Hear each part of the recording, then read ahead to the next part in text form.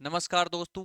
आज हम बात करने वाले हैं माइक्रोमीटर के भागों के बारे में और यहीं से भी आपके काफी क्वेश्चन भी पूछे जाते हैं, तो मैं इसके वीडियो के बारे में सारे भाग बता देता हूं माइक्रोमीटर के। ठीक है, तो देखते हैं भाई कौन कौन से भाग होते हैं।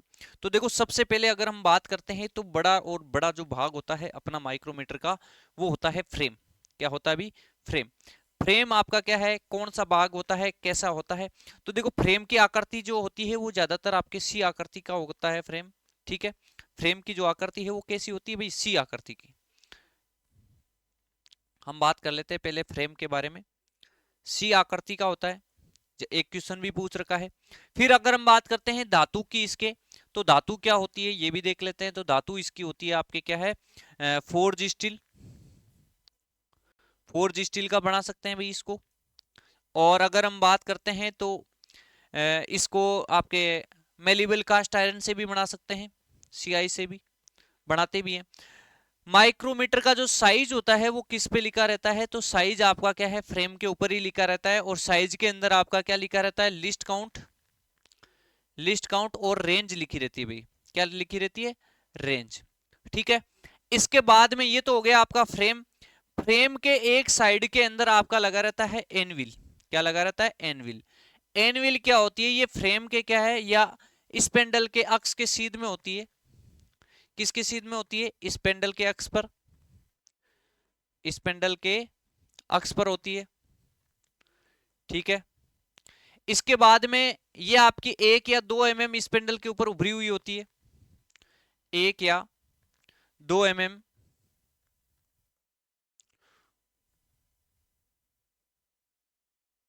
उभरा भाग होता है। ठीक है, वैसे इसका कोई काम ज्यादा होता नहीं है, बस सरफेस को ध्यान रखती है। इसके बाद में हम बात करते हैं तो मेजरिंग फेस के बारे में बात कर लेते हैं। मेजरिंग फेस क्या होता है? तो देखो, मेजरिंग फेस आपके क्या है? Measuring face. मेजरिंग फेस है वो आपके क्या है? मेजरिंग यानी मापते समय इसका उपयोग किया जाता है। तो ये आपका क्या है? मेजरिंग फेस जो होता है वो स्पेंडल और एनविल के आगे का भाग होता है। आगे की टिप बोल सकते हैं, स्पेंडल और एनविल। एनविल पर टिप होती है। ठीक है, टिप। इसके बाद में अगर हम बात करते हैं किस धातु का बना होता है, तो जो मेजरिंग फेस होती है वो टंगस्टन कार्बाइड की होती है। टंगस्टन कार्बाइड की। किसके द्वारा जुड़ी रहती है? तो ये ब्रेजिंग के द्वारा जुड़ी रहती है। क्यों लगाते हैं? तो ये घर्षण कम करने के लिए, या सतह घिसे नहीं, उष्मा का प्रभाव नहीं पड़े, तापमान का प्रभाव नहीं पड़े, घर्षण नहीं हो। ठीक है, तापमान का प्रभाव नहीं पड़े, तापमान का प्रभाव नहीं पड़े।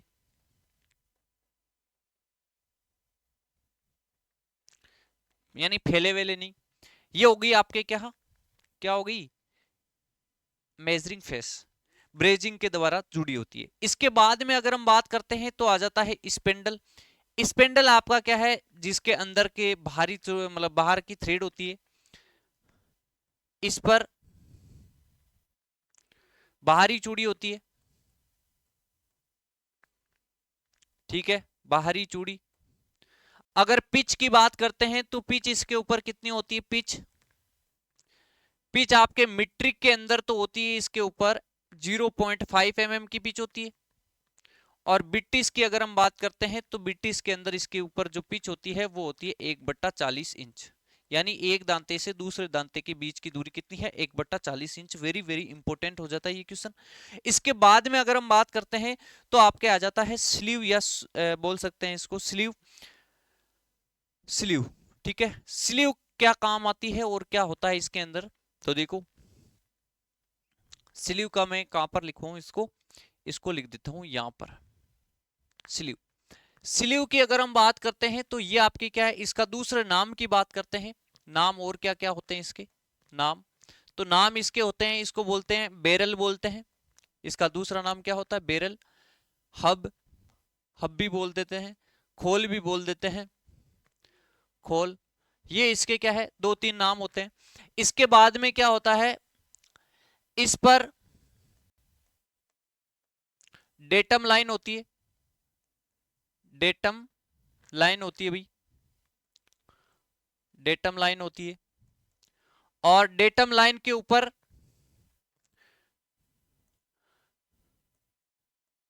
डेटम लाइन पर 1 mm और नीचे 0.5 mm के निशान होते हैं।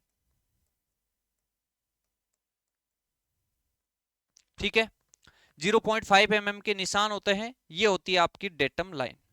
इसके बाद अगर हम बात करते हैं तो आ जाता है रेचेट स्टोप। रेचेट स्टोप का काम क्या होता है, देखो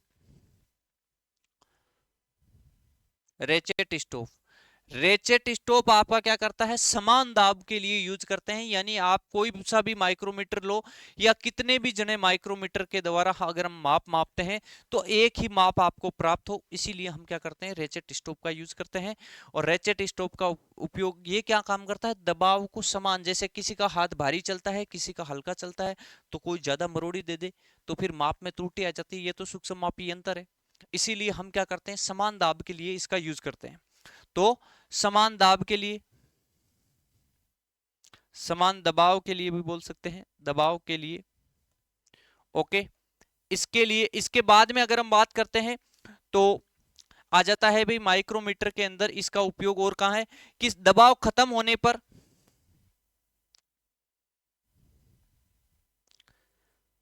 दबाव खत्म पर होने पर ये टर टर की आवाज करता है, ये टर टर या चट चट की आवाज करता है। दबाव खत्म हो गया है तो टर टर या चट चट की आवाज करता है। ऐसे नहीं है कि आप ये टर टर चट चट कराते ही रहो कि नहीं आवाज अच्छी आ रही है, तो उससे आपका माइक्रोमीटर खराब हो जाता है। जिस माइक्रोमीटर में आपका रेचेट स्टॉप काम करता है, जिस माइक्रोमीटर में रेचेट स्टॉप काम करता है यानी सही है, सही है, उसको तो बोलते हैं सेप माइक्रोमीटर, सेप माइक्रोमीटर। ठीक है, और जिसमें आपका रेचेट स्टॉप काम नहीं करता है यानी वर्क नहीं करता, ये खराब है, तो उसको बोलते हैं आपका अनसेफ माइक्रोमीटर, अनसेफ माइक्रोमीटर। ठीक है, अनसेफ माइक्रोमीटर।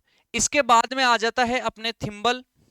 तो थिम्बल आपका वेरी इंपॉर्टेंट भी है, ये भी आपको ध्यान भी रखना है भाई, वेरी इंपॉर्टेंट कैसे है मैं आपको बताऊंगा कि इसमें क्या चीज पूछी जाती है। देखो, थिम्बल के एक साइड में आपका क्या है, नर्लिंग होती है, दूसरी साइड के अंदर थिम्बल के ऊपर स्केल होती है। तो एक साइड में, एक साइड में नर्लिंग, डायमंड नर्लिंग होती है, डायमंड नर्लिंग, और दूसरी साइड के अंदर अगर हम बात करते हैं, दूसरी साइड, साइड तो थिम्बल स्केल होती है। क्या होती है, थिम्बल स्केल।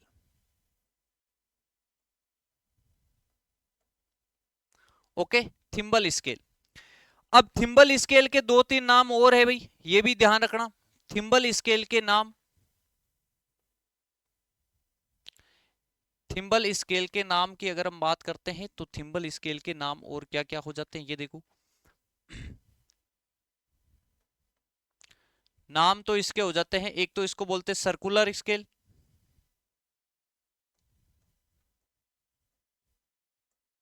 सर्कुलर या टेपर स्केल बोलते हैं इसको।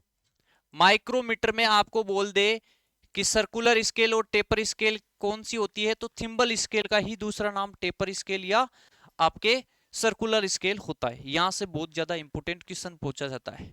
थिम्बल के एक भाग का मान,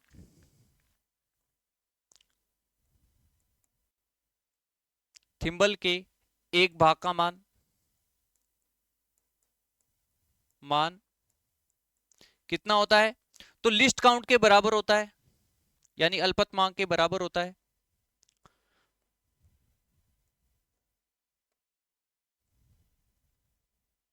लिस्ट काउंट के बराबर किसके बराबर होता है? लिस्ट काउंट के बराबर होता है। ओके, तो ये हो गए माइक्रोमीटर के सारे भाग हो गए। ये आपकी क्या है? थिम्बल स्केल होती है यहाँ पर, जिसके एक भाग का मान मीट्रिक में अलग होता है और ब्रिटिश में अलग होता है। तो ये सारे लोक नट का काम क्या करता है? ये किसको जाम करता है? ये थ्रेड को जाम करता है, थ्रेड को जाम करता है, ठीक है, और लॉक करता है। माइक्रोमीटर को लॉक करने का काम कौन करता है? ये करता है। इसके बाद में अगर हम बात करते हैं तो ये सारे के सारे माइक्रोमीटर के भाग हो गए। ओके, और अगली वीडियो के अंदर हम ऐसे ही माइक्रोमीटर के बारे में और फिटर के छोटे छोटे टॉपिक है वो कंप्लीट करेंगे। ओके, धन्यवाद।